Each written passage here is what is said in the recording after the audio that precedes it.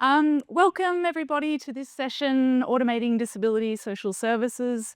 My name is Georgia Van Torn. I'm facilitating this session today. I originally designed this session with Jared Goggin, who unfortunately couldn't be here today, but I know is online. So hi to Jared, and just acknowledging Jared's efforts and energies going into this session as well. I know he's here in spirit and will be listening. I also wanted to just acknowledge Heather Horst and Kim Wetherall for supporting our panelists today and the Sydney node. Just really thankful for that support that could make this panel happen. We have today with us three speakers plus another presentation that we'll hear through pre-record. Before I introduce the speakers, I just want to acknowledge we are on Yagara and Turrbal country. I'd just like to acknowledge the local Indigenous elders, past, present and future, and the impact of colonisation, of course, as an ongoing process and one that is still being felt today in our social infrastructures, but also our technical infrastructures. I also should just note before we start, there are live captionings, live captions of streamcasting available on your device. If you click through to the symposium program on the webpage there under events information, which is under access, you'll see there's a link there to the stenographer's live captions. There is also, for people online, the Zoom captioning available as well. So that said, I'll now, I just wanted to say a few things about this panel and then I'll introduce our panelists and get started. Jared and I wanted to spend some time reflecting on disability in the context of automated social services, because disability has really been at the vanguard of recent automation efforts across the social services. And people with disability were generally, were greatly affected by some of the recent sort of more controversial automation experiments we've seen, not least with Robodebt, but also in the NDIS. So automation, AI, and leveraging of data have been key motifs in a range of initiatives across the NDIS, as I've mentioned. And so critical in its own right, disability can also be seen as a litmus test of inclusive social and digital futures. And I think raises critical questions of participation and voice and design, rights and data justice. And also the public-private interplay in social services. So this panel aims to discuss where automation and AI in social services are heading, what the challenges and opportunities are, and based on the experience and evidence so far, which we'll hear from our panelists, what key principles need to be addressed if disability is to matter to inclusive digital futures. We'll also encourage presenters and listeners to consider what we mean by inclusion, right? This is a word that gets thrown around a lot. And we'd like to think about what inclusion, what do we mean by that? Are we talking about, inclusion in data, in systems design, or more broadly in policy design? And what additional or other principles should we be thinking with? So that's the sort of broad terrain that we're sort of discussing today. We have with us Piers Gooding, Associate Professor, I believe, from La Trobe, who's going to be talking about automation and AI in the context of mental health. I'll let Piers introduce himself in a moment. We also have the fabulous Sam Connor, who I'm so happy to have here today, who has a range of hats, I think, but one of which is you're affiliated with People with Disability Australia. Yep, and is a staunch activist and advocate in her own right, and has lots of experience and a personal interest, I think, in AI and disability. So looking forward to hearing from Sam. We also have online, we're really lucky to be joined by Luke Mansfield, who works in the Department of Social Services. He has some experience with the disability data asset. So hello, Luke. Luke can hear us, and you'll see and hear from Luke in a moment. Thank you for joining us, Luke, and thank you for being patient with the tech troubleshooting a moment ago. And then finally, we also have Jackie Leach Scully, who unfortunately couldn't be here today. Jackie is in Europe, I believe, but she did do a pre-recorded presentation for sort of 12 minutes or so, talking about a recent paper that she and I co-wrote together on the topic of automated misrecognition and what that means for people with disability. So we might start with Jackie's presentation, and then we'll move on to Piers, and then we'll hear from Luke and then Sam. We're going to have some opening remarks from each person for about 10 to 15 minutes each, and then we'll open up to discussion for the last sort of 30 to 40 minutes. So we'll get a chance to hear from you as well, and so our panelists can answer any questions that you might have. So here's the moment of truth. Hopefully the Jackie's video all goes well, if we can get that up. There is some noise. Hello, and I'm sorry that I can't be with you today at the symposium. I'm currently in London on a research trip, and if I were to try to join you live, it would be about 2 in the morning for me. So that's the main reason that I decided not to do it. But I hope that this brief recorded presentation will contribute to your discussions today. It's a report of one paper that's come out of some work that I've been doing together with Georgia Van Toorn and Sandra Gendera within the Centre on ADM and disability. And this particular piece of work is around the power of misrecognition, disability, and AI-based decision making. We've been interested in ADM and disability. Now, those of you who are familiar with AI ethics and ADM ethics will know that there's been an enormous amount of work over the last few years to do with the issue of bias that might persist within algorithmic systems. It used to be thought, I think, originally that computerization would be a way of somehow eliminating forms of bias and discrimination. And it's now becoming much clearer that that's not always the case, and there are ways in which algorithms can perpetuate existing social inequities and discrimination. Most of this work has been on bias within sex and gender, within race, and also a little bit to do with economic class, but not very much to do with disability. This is problematic because people with disability are exposed a great deal to what you can call algorithmic social profiling. That is the use of algorithms in the systems that are used to diagnose disabilities and chronic illnesses, to evaluate the needs and allocate support in health and in social care for people with disability. So, working within the centre, we run an empirical project that has explored the implications of ADM for people with disability. In this part of the project, we were using interviews and a technique I'll call dialogue groups. I'll explain that in a moment, in which we wanted to explore people's experience of automated systems and also their feelings about whether or not they handle the experiences of people with disability well. Dialogue groups are a kind of focus group in which we try to probe people's moral and ethical evaluations of new biomedical or other kinds of technology. In it, participants are given essential basic information about that technology, in this case AI and ADM. And that's then followed by some fictional scenarios that are specifically designed to probe selected ethical issues. So in this study, we used, for example, a story about the automated surveillance of a person with dementia using a robot companion dog. We had another story about the computerized assessment of a person with intellectual disability for their eligibility for support, and so on. These scenarios are discussed with the facilitator and they're sequentially modified, that is, they get changed along the way so that we can really dig into people's reasonings and responses. In the study, we ran dialogue groups with both disabled and non-disabled people in this particular presentation, I'm talking mostly about the groups of disabled people.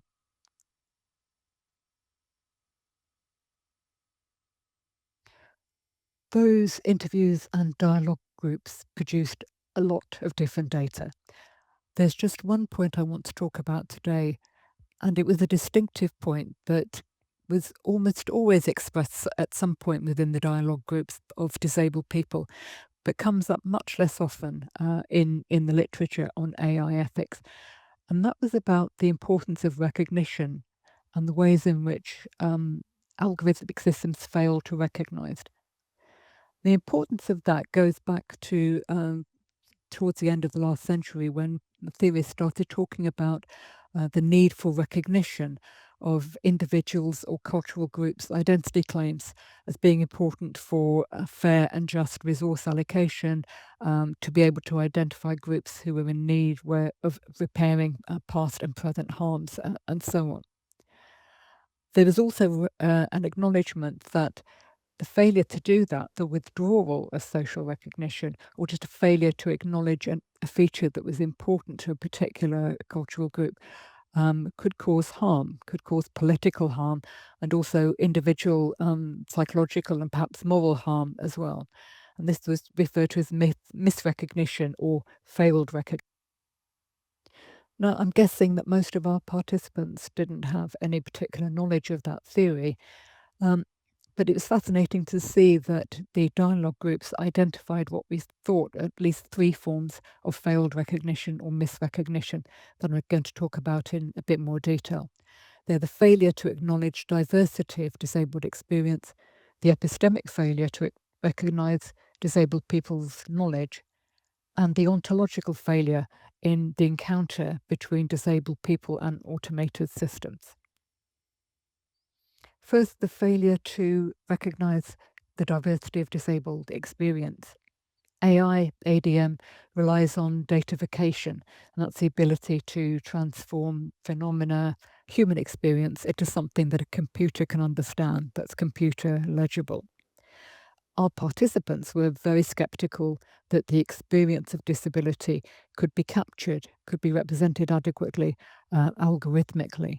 Some of this came from their own experience of encountering algorithm or algorithm-like evaluations of their disability needs. So, for example, one of our participants said the complete questionnaire, that's questions about her disability, didn't fit at all. None of these questions fitted, and I felt disregarded.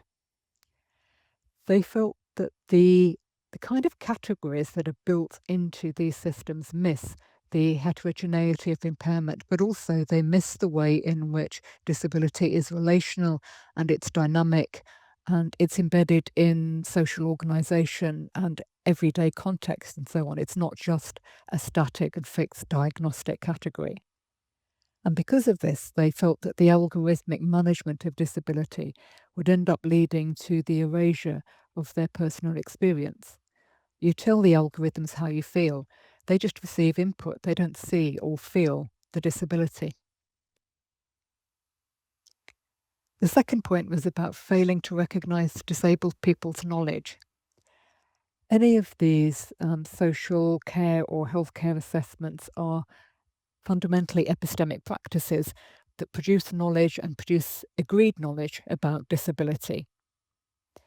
Again, our participants went back to the kind of categories that an algorithm will contain and produce and described the inability of automated categorization and management to integrate knowledge that might fall outside those pre-constructed categories, the kind of knowledge that the algorithm designers might not have. So from their experience, they said things like, in the assessments, if you don't fit exactly that category, you lose points. Algorithms can do a great job within set parameters, but when it comes to assessments, you need a whole lot more understanding of disability. And this is particularly important because that experience, that epistemic injustice of dismissing a person's own account of their body and their body's needs and their body's capabilities, is near universal for disabled people. And the last was ontological recognition or its failure. Our participants said that they needed to feel recognized or acknowledged by another human, not by a machine, for two reasons. One was very pragmatic, to correct errors. So we need a background check from the human element because mistakes can be made and things can be misjudged. But also, more fundamentally, to be recognized as persons. As a human being, they said, you do want that recognition that, okay, your condition or your situation is being acknowledged. And a computer sitting opposite you is not going to give you that sense, which a human being would.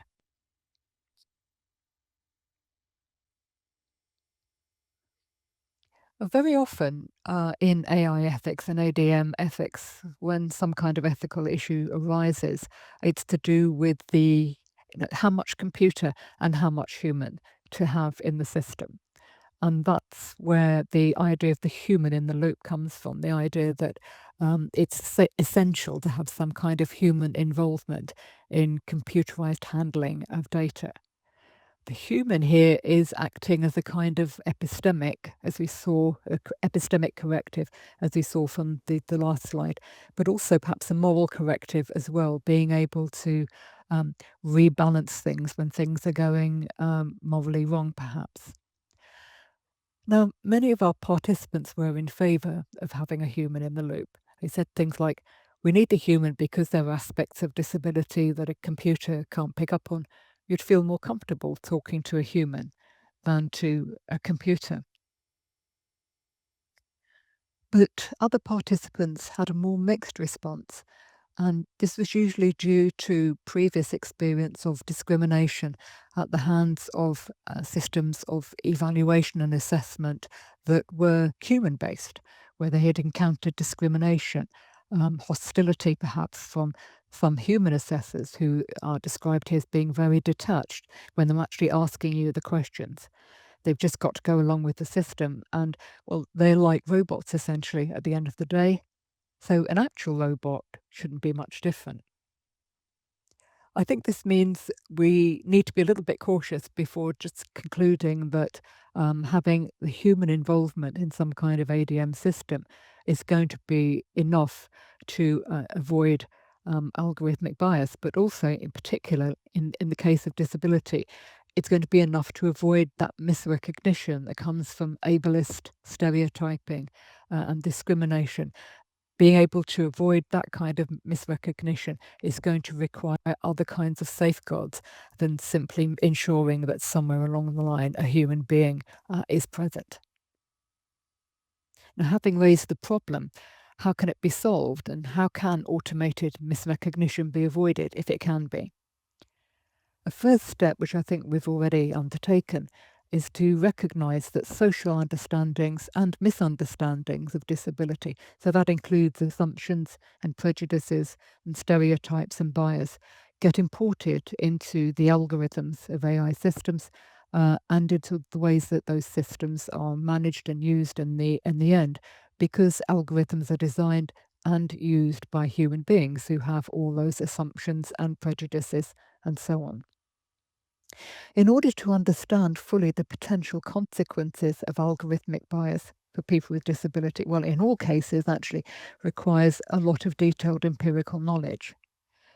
But it's important to recognise that disability is distinctive, and that distinctive nature is going to be important if we're going to be able to design fair AI and automated systems for people with disability. It's not adequate to take the cases of sex or gender or race or class and extrapolate those, try to extrapolate them to the case of various kinds of disability.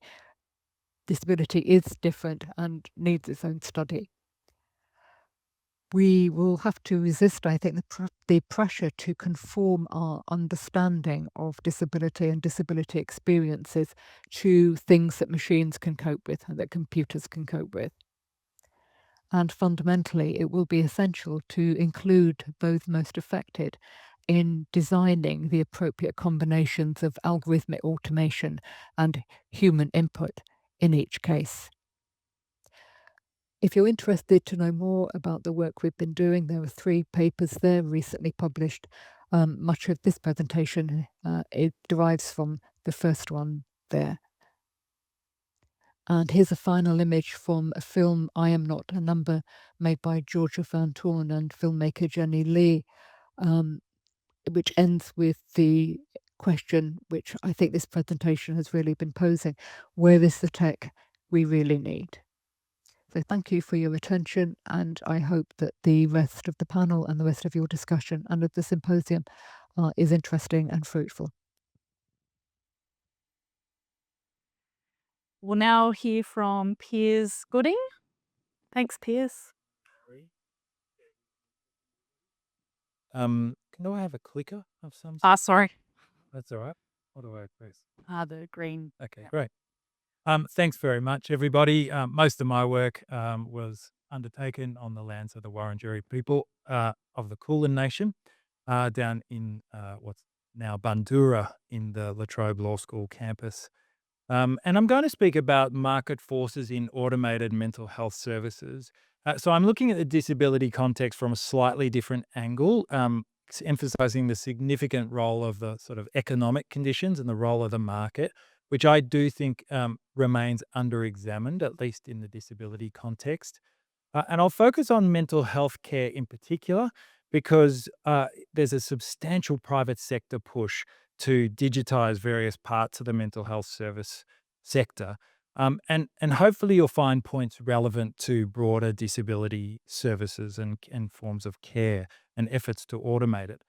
And if I have time, I'll point to efforts towards a kind of algorithmic accountability in the disability context, including through care ethics, which has come up quite a lot today, disability inclusive public procurement, rights-based approaches by people with disabilities, care labour organising, and critical accounts of disability-related data. Now, I often draw on Georgia and Jackie's work on that, so I probably can pass by some of that stuff because we've got the experts in the room. But the paper draws on the contribution of disability studies, including from people in this room, and critical work by people with disabilities. And some of my collaborators I just wanted to acknowledge here, some of the people that I've worked alongside as colleagues and indeed as advisors. And most of this work comes from the following three documents, as well as other work that was associated with my um, research or program of research on digitization in the mental health context. So the UN Special Rapporteur on the Rights of Disabilities, the former one rather, Jared Quinn, identified that automated decision making can both enhance and threaten the rights of people with disabilities. And benefits include AI tools for mobility, communication, and independent living, whereas risks appear, as probably everyone here well knows, in discrimination in employment context, insurance, criminal justice system, and punitive social security arrangements that particularly disadvantage people with disabilities at scale. Now, the movement of independent living, I think, is a good example of where this ambivalent effect plays out. Um, Independent living is sort of slowly becoming a policy norm in disability and aged care sectors, although a bit patchily. And as a result, personal home care is really expanding rapidly.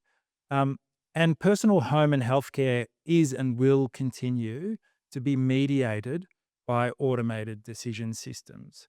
And it's trite to say in this room, because I think we are all on the same page, but care labour is often cast as niche rather than the central feature of contemporary high income economies that it actually is. And just to express this point in numbers, in the US, as of May 2024, home health and personal care aides made up the largest single occupation with 4 million workers, according to recent Bureau of Labor statistics. And the Bureau projected that this occupation will see the most job growth by the end of the decade. And these trends are very common to high income countries. Now, digital technologies will almost certainly facilitate or be advanced by government and market actors to facilitate this shift. And examples include digital platforms for administering care labour, so linking care workers to people seeking support by online platforms, apps, and so on. We have Mabel here. Service auditing using monitoring and surveillance technologies. Some of you will be familiar with electronic visit verification in the US, which is used to monitor and audit publicly funded home-based care. It has some very troubling outcomes for the people with disabilities receiving that care. And the use of robotics, which we've discussed, including voice-activated communication devices, robots, and so on, and sensors for home-based monitoring. We saw some of that in earlier presentations on aged care. So just 3 examples from my own life. I work with a colleague who has publicly shared that they wouldn't have been able to travel to Australia to pursue their work from South Africa as a blind academic without the use of contemporary technologies that allows him to do so. A dear colleague, Facundo Chavez, is an activist who's based often in Geneva. He has shared with quite publicly again the importance of key card accessibility for his home as a way that means he doesn't have to use a key. So these kinds of automation are enabling him to live independently without the use of support workers to help him get in and out of his home. And I work with 2 men with intellectual disabilities in my capacity as affiliate to Belonging Matters, a small disability and family-run organisation who use voice-activated robotic assistants to help them live independently, sort of like Siri, in a communication system, and that has adapted and calibrated to their non-normative voices, so what's probably more commonly known as speech impairments.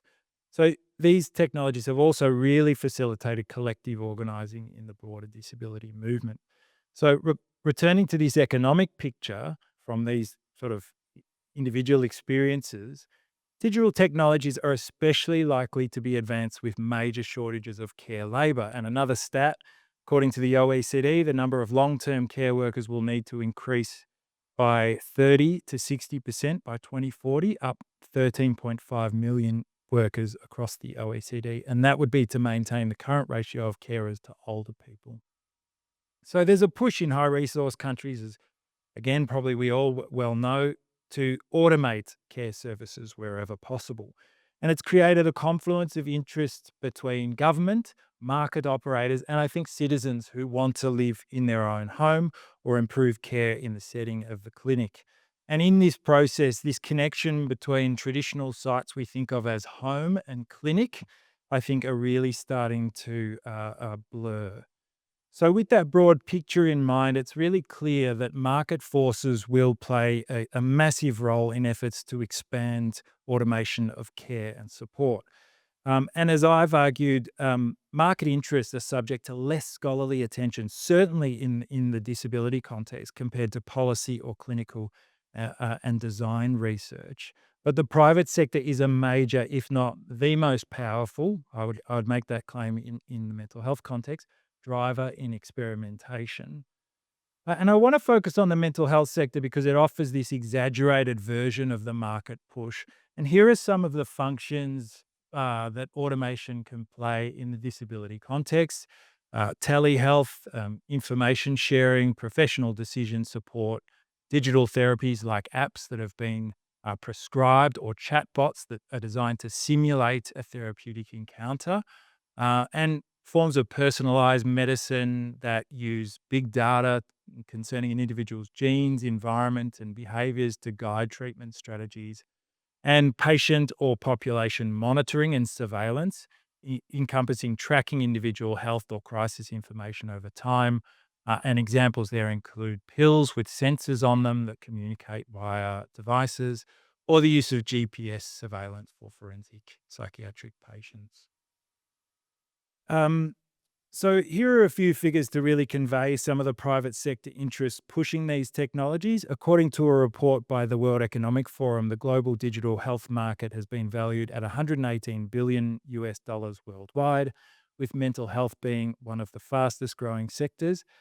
And businesses in digital behavioral health reportedly raised $1.8 billion in venture capital funding in 2020 compared to $609 million in 2019. And that's really accelerated through the COVID-19 pandemic. And in 2021, according to private equity firm CV Insights, digital startups focused on mental health attracted over $5 billion in venture capital, which was more than double that for any other medical issue. And this wave of venture capital has resulted in an expansion or a flood of mental health apps, which reportedly number over 10,000, and the growth of so-called therapy chatbots is a more recent example. Georgia, could you just let me know 2 to 5 minutes before the end? I've lost track of time. Now, it's important to say that the vast majority of these kinds of apps are glitchy and frankly don't work. They're crap and they're not used by many people. And vast amounts of this venture capital has flowed to terrible proposals by people who don't even bother to engage with people with mental health conditions or psychosocial disabilities. And I'll share some evidence for that. Or the practitioners or people who work to provide care and support. So they go nowhere. But it shouldn't detract from the point that the use of digital technology and the firms behind them are starting to reshape systems of care and crisis support. And even just focusing on firms like Microsoft, Meta, and Apple, and big tech firms, they're increasingly pursuing healthcare activities and developing tools for digital mental health research, identifying self harm risk and inferring mental health from sensor data. Some examples: Microsoft has a dedicated mental health research group. Meta has developed machine learning approaches to identifying users who appear to be at risk of self harm, and they've worked with the World Health Organization to develop resources used worldwide. No worries. And Apple is doing similar things. So this activity comes amid nearly 3 decades of welfare policy being reshaped by neoliberalism in many countries, which itself has spurred a proliferation of private operators in disability health and welfare services. So this is my point. It's far less likely to be public services developing automated decision systems, and instead there's a highly active market of secondary firms that try to sell tools to governments and service providers. And they're often highly strategic, rhetorically sophisticated, and well positioned to or influence policy making. And the result is a blurring of lines between public and private entities, which, as Philip Alston has written, can really undermine traditional accountability mechanisms. Um, Now, I'll just sort of turn to some private interest shaping policy because there are systemic dimensions to this. And as an example, which I explore in the paper, here are 2 white papers published by the World Economic Forum that are authored by multinational consultancy firms like Accenture and Deloitte, with strategies for adopting automation in the mental health context. And they really demonstrate the growing efforts to shape policy frameworks which can steer regulatory attention in preferred directions to reproduce and protect, I think, particular approaches. And I detail a few concerns with these claims that are advanced in these reports, including weak evidentiary claims and quite questionable kind of ethical propositions.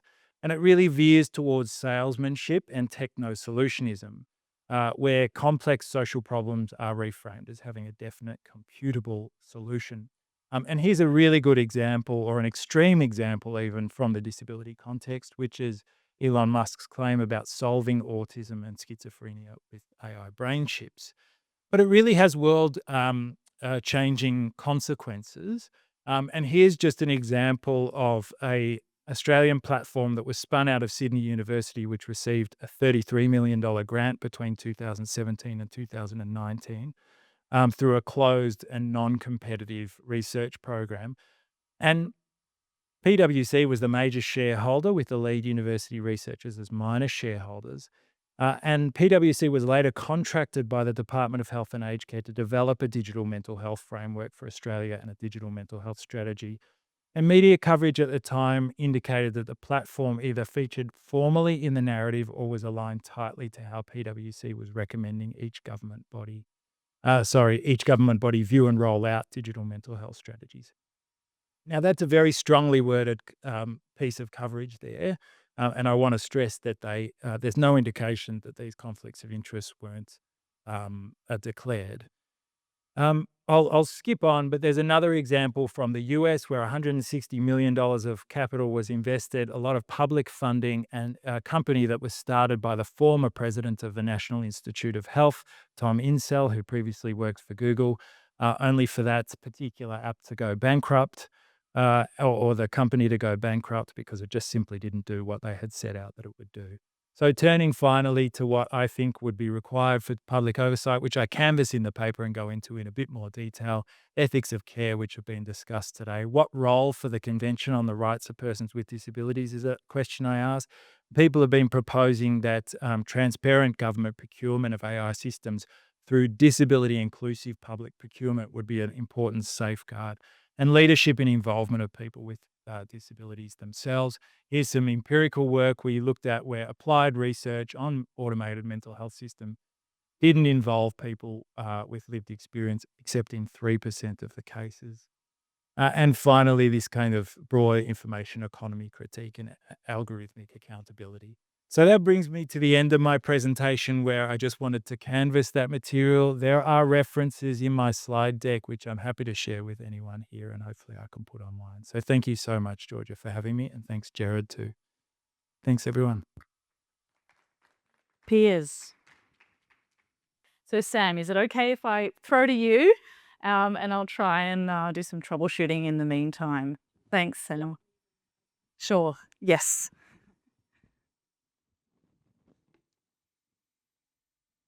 Should be on. Do you want to test it? Yeah, it's on. Yeah. Oh, good. Yay, everyone can hear me. So very unusual that something the Australian government is doing is not working. So quite confused. It's okay. Do you want me to? Thank you very much And- to everybody. It's lovely to be on the land that's different. We came up from Newcastle, from Tobacco Land yesterday, and I'm originally from Balladon Country in Western Australia, so regional WA. I'm very old and very tired, and I've landed every paper that I can find from my colleagues about the long and complicated background that is around automated decision making in disability services on my website, which is amusingly Sam I Am Connor. I was honoured to get an Order of Australia earlier this year, so I figured it was I Am Sam was taken, and so it was funny. So everybody knows that everything needs to be tested. We're very triggered in the disability sector by the use of the word pilot. When the government says, we're going to start a pilot on something in automation or in anything really, it's a little bit terrifying because we just don't know what that's going to look like. And it's usually punitive. It's usually driven by an economic rationale to save the government money. I've never heard a government say, what about good outcomes for people with disability? You told us this, and this is what we think that you need more of. How can we use automation and how can we use technology to make things better for people with disability? It's always this other thing. That goes the same for child protection and other many areas, as you know, justice, etc. And this quote, there's a terrible story about a young boy named Gabriel Fernandez. Has anybody seen the trials of Gabriel Fernandez? If you're triggered by child abuse, don't watch it. But it was really interesting that they were talking about child protection systems and how they're using it in these medico-industrial complexes that they use, and this now algorithmic industrial complexes that we're using. So the person who was talking about that in a child protection context said, we know that there's bias in our systems. We know there's difference in surveillance. What we're trying to do here is predict future system involvement. I have no idea how a model would have classified Gabriel. We know that the risk assessment tool that was filled out by workers was already indicating that he was very high risk. But all of the data that I've worked with and seen would have suggested that these algorithms are unambiguously better than human judgment alone and are superior to tools that are currently being used. But I've definitely heard from critics who I really do respect that ultimately what we're doing is creating the equivalent of a nuclear weapon that can be used by the field at large. And that's the case for the NDIS especially, I think. When we speak to people who work on the inside of these agencies, they're talking to us about, the systems that they're working on are really, really basic systems. For example, they couldn't get the number of deaths of people who are NDIS participants out of the old OASIS system that they're using at the NDIS Commission, which is ridiculous. There's a lot of people who are developing things that are, we don't have the resourcing and we don't have the people and we don't have the knowledge and expertise to carry out in a way that people with disability are going to be safe. And I think that's the case for these other systems as well. So there's a little picture of the personas on the top right.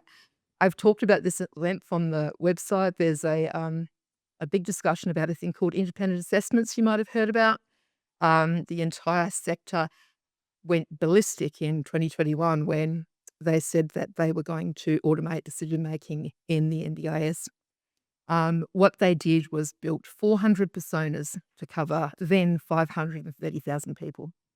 And so it's a really tricky thing to talk to people who aren't disabled about this because our lives are so complicated.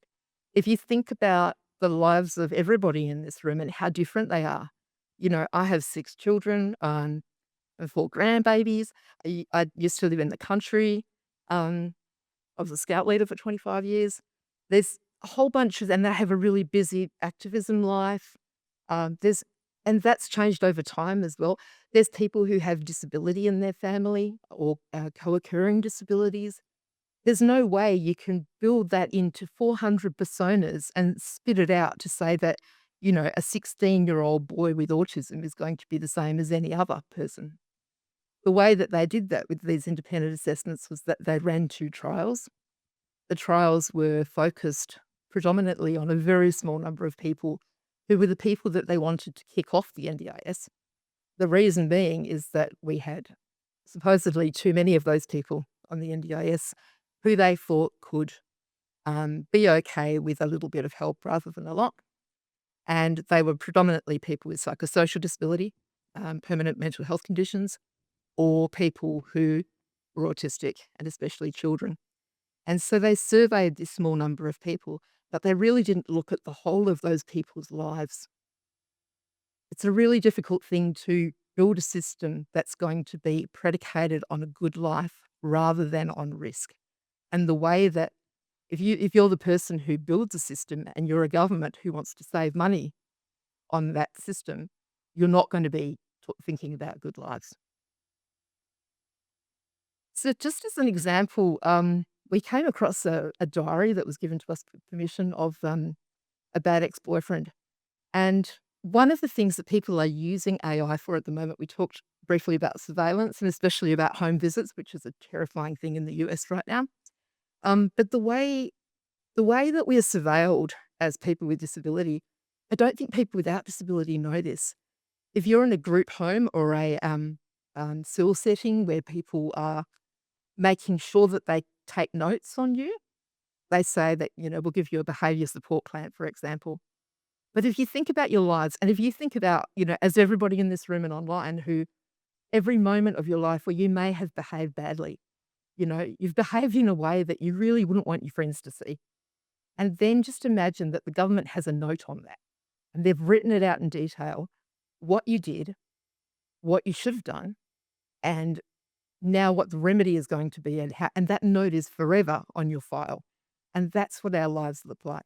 So technology can really improve our lives in some way, but in other ways, we go to group homes where there's QR codes on the wall.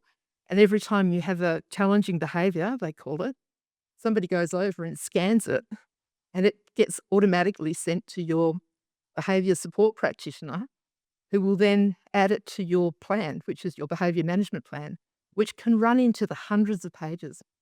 So we fed the diary of this guy who's not disabled into a thing and said, look, just use one of these behavior management plan templates that we have. And so it came up with these cool things, that this is what the person's doing 4 times a week. There's obsessive messages. He couldn't get over his ex. He became a bit of a stalker. Unscheduled appearances. He'd go to the workplace to go and buy things that he didn't need. He'd cry a lot. He had rants about why she left him. He watched TV, YouTube streams, all this kind of thing. And then he made some self-harm statements.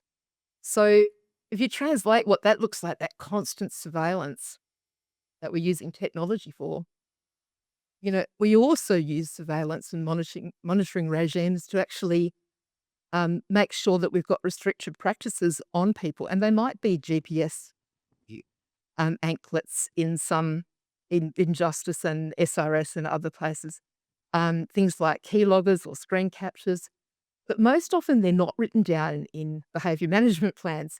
They're things like just not having a phone, not having a TV.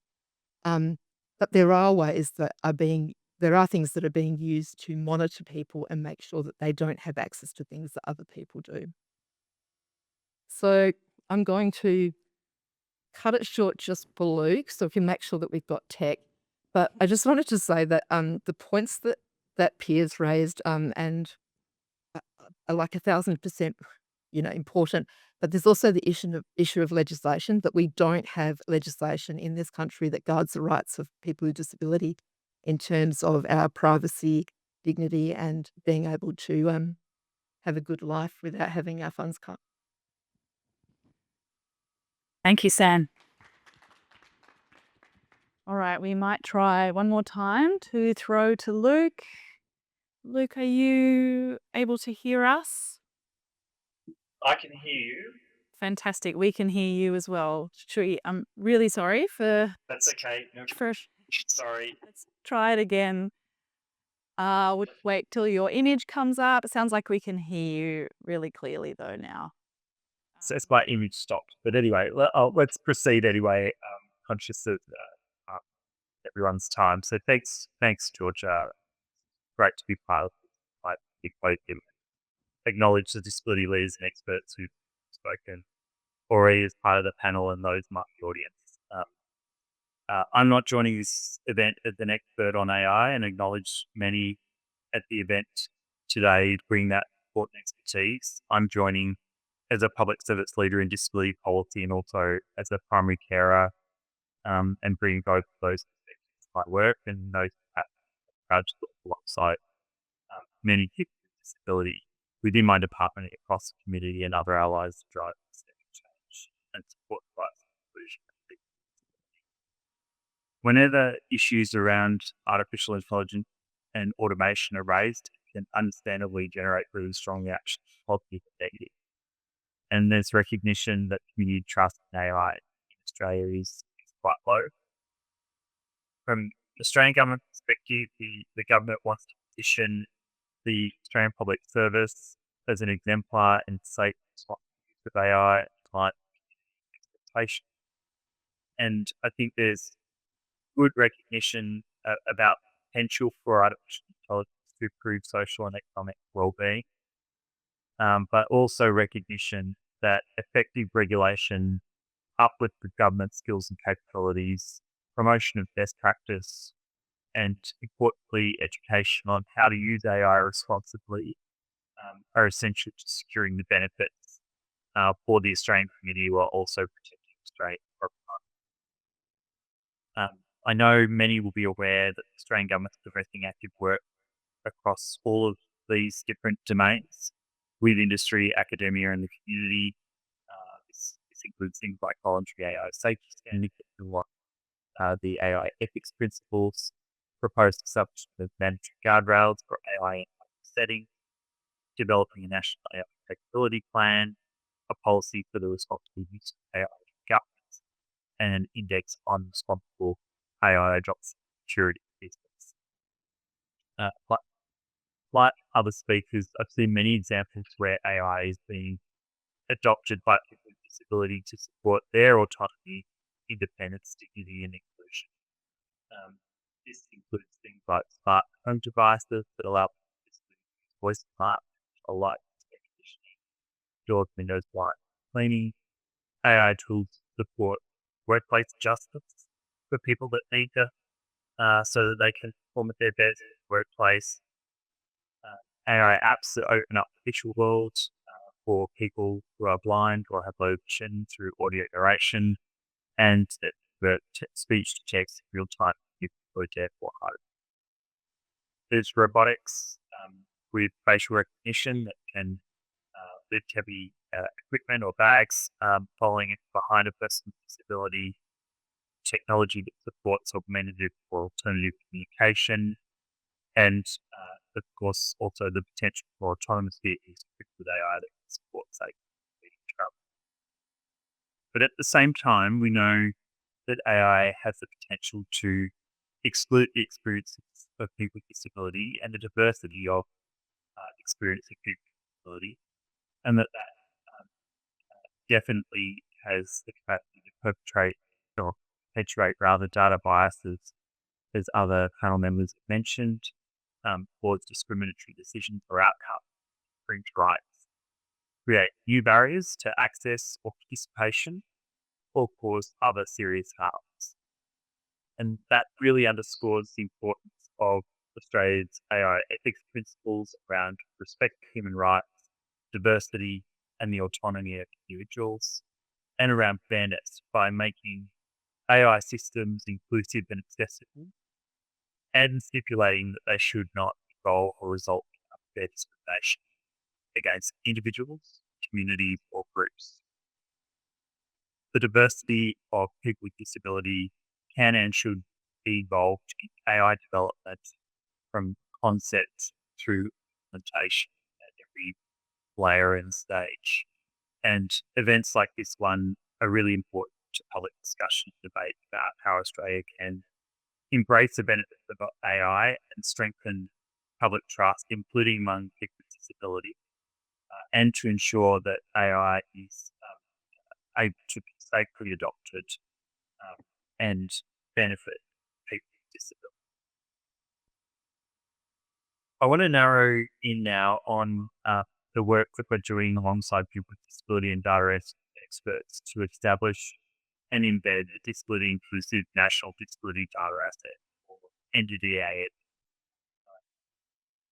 One of the key issues that people with disability raised through the 2 years of consultation to develop Australia's current 10-year disability strategy was that there were many gaps in data and evidence and research about the experiences of people with disability and subpopulations. These gaps, these gaps were contributing to poor outcomes, policies, and services. So through the strategy, government's committed to collecting and sharing relevant data to support new insights and effective monitoring and reporting of outcomes for people with disability in order to drive change. And the NDIS is a very important way that we are working to do that. For those less familiar, the NDIS links de-identified information from different government agencies about all Australians. This is de-identified administrative data, and once fully developed, expected to include information from areas such as health, education, justice, income support, employment, the NDIS, and other disability services. The NDIS will help us to make better understand the experiences of people with disability, including subpopulation groups, relative to the broader population. And when I say us, I mean not just government, but people with disability themselves. The insights generated for data should be used to help people with disability advocate on issues that are important to them, and will also give us more information about programs and services so that we can work out ways with people with disability to better support them and their family carers, and also good reporting on outcomes of disability under Australia. To make sure data is only used to benefit people with disability and to support social license, the NDIS has been explicitly set up with co-governance rates through a council that involves people with disability, data experts, and government. This means that government and the wider disability community share responsibility and power and decision making for the NDIS.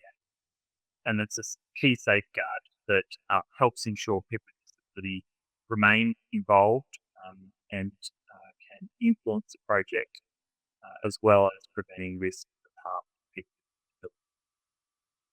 I'm the government co-chair of the NDIS Council and share that co-chairing role with Catherine McAlpine, who's the CEO of Inclusion Australia, who's a prominent leader within the disability community.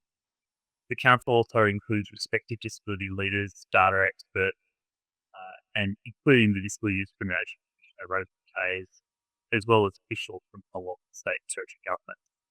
The council provides strategic oversight of the NDIS and makes sure it's being used appropriately. That role includes overseeing the implementation of an explicit NDIS charter, where a charter was written by representatives of the disability community, and its guiding principles aim to ensure that the NDIS includes and empowers people with disability, is aimed at creating lasting benefits for them, keeps data safe, maintains appropriate conditions on access and on use, including defining acceptable and unacceptable uses of the asset, and that insights are transparent and accountable, and publicly shared findings are accessible. Under the charter, it's unacceptable, for example, to use data in automated decision-making tools for important purposes like discussion. It's already happened in relation to Robodebt. All researchers who use the NDIS, including from government, must follow the charter. And the charter is being endorsed by both the NDIS Council and disability ministers, and changes to the acceptable and unacceptable uses requires their endorsement and also a co-governance process with the disability community around any changes, which includes community engagement.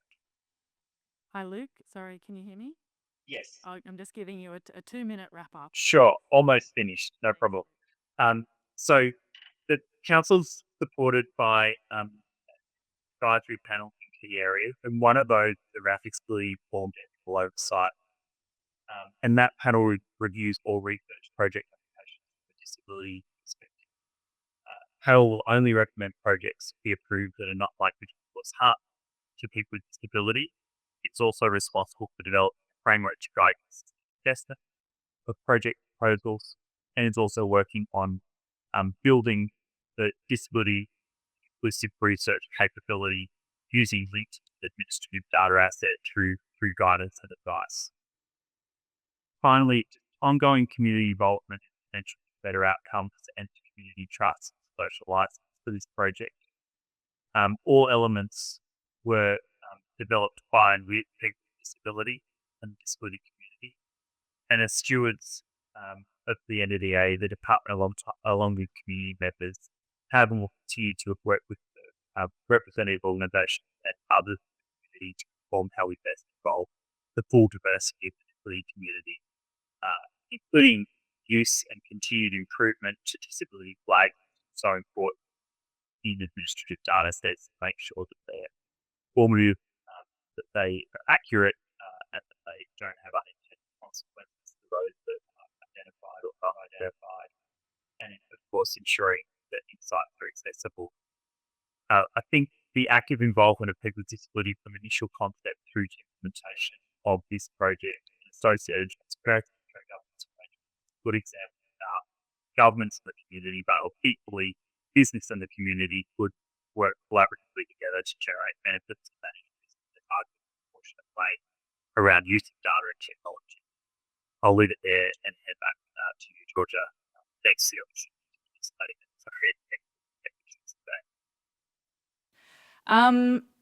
It's great to hear this diversity of voices. I want to just thank you, especially to Luke. Thank you for bearing with us with the tech issues. Thank you for giving us your time today. It's really great to hear the government's commitment to principles of co-design and inclusion. So thank you, Luke. Thank you, Sam and Piers as well. You join me in thanking the panelists.